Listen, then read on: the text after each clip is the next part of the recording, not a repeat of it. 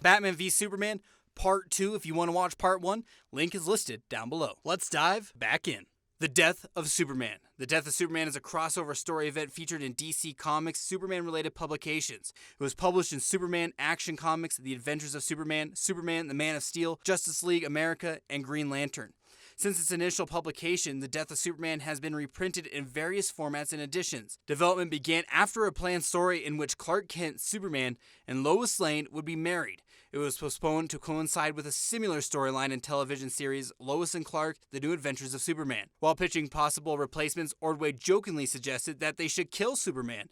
As Superman comic sales had declined in recent years, the writing teams felt the character had been taken for granted and decided to temporarily kill him to emphasize his importance. They wanted the crossover to surprise readers and show Superman is not invincible. The Death of Superman is divided into 3 story arcs: Doomsday, Funeral of a Friend, and Reign of the Superman. The first arc chronicles Superman's fight with the monster Doomsday and concludes with his apparent death.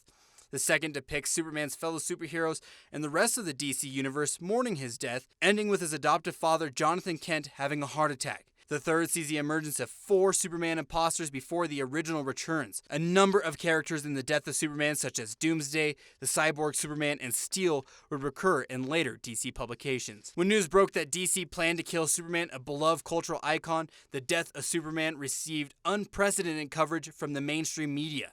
Superman number 75, which features Superman's death, sold over 6 million copies and became the top-selling comic of 1992. Retrospective reviews are divided on the story, with some finding it ambitious and influential, while others dismiss it as a publicity stunt.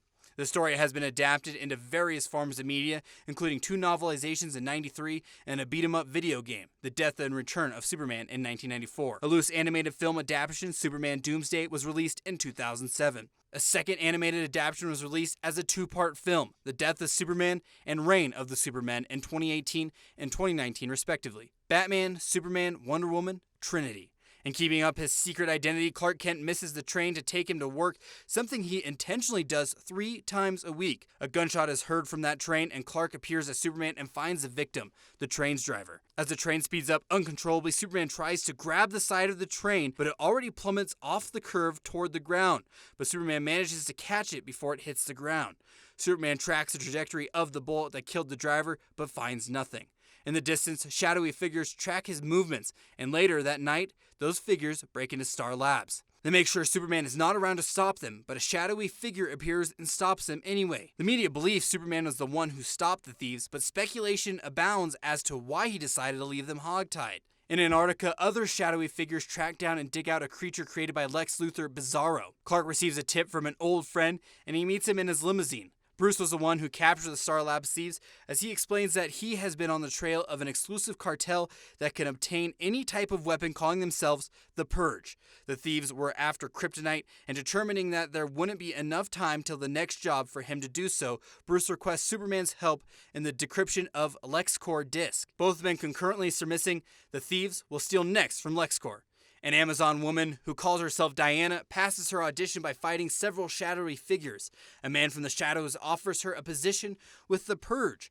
Clark breaks the code on the disc and discovers that the Purge was after something called Project Replica.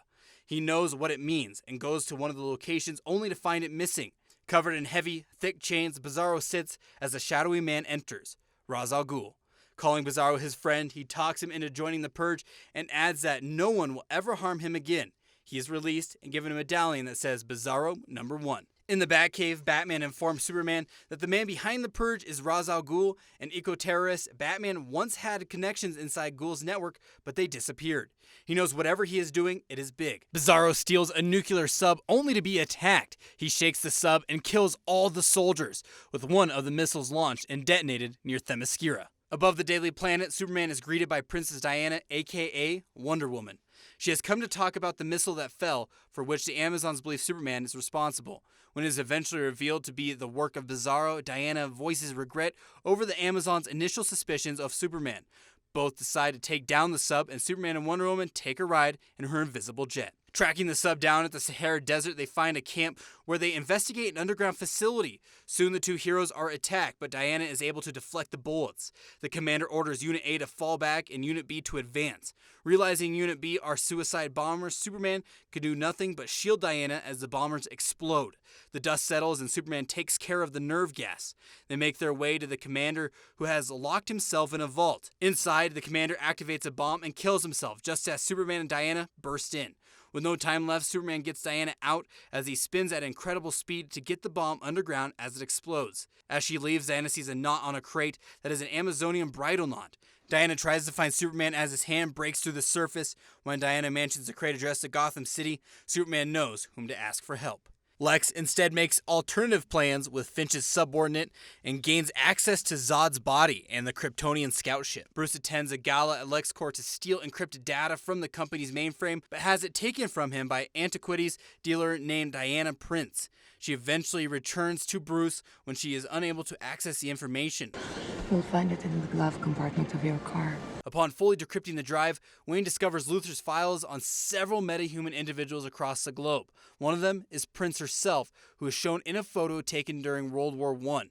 Meanwhile, Luthor enters a Kryptonian ship and accesses a vast technology database accumulated from over 100,000 worlds. Luthor executes his backup plan, unleashing a genetically engineered monster with DNA from both Zod's body and his own blood.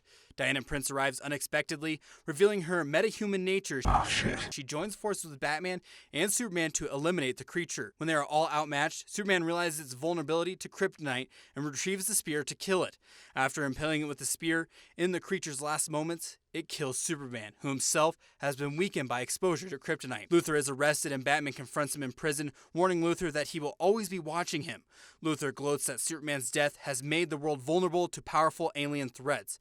Memorials held for Superman and Metropolis. Clark is also declared dead, with various friends and family members, including Bruce Wayne and Diana Prince, attending his funeral in Smallville. Martha gives an envelope to Lois which contains an engagement ring from Clark. After the funeral, Bruce expresses his regrets to Diana about how he failed Superman. He reveals to her that he plans to form a team of metahumans, starting with those from Luthor's files, to help protect the world in Superman's absence. After they leave, the dirt atop Clark's coffin levitates. This movie has a lot of issues. They just tried to cram too much into it, and overall, that was its downfall. These books, aforementioned earlier, they could all be their own movies. But what do you think? Leave your thoughts in the comments. If you like the content that we have, hit that like button, show that subscribe button some love, and ding the bell to stay up to date when we upload new videos. And as always, we'll see you in the next one.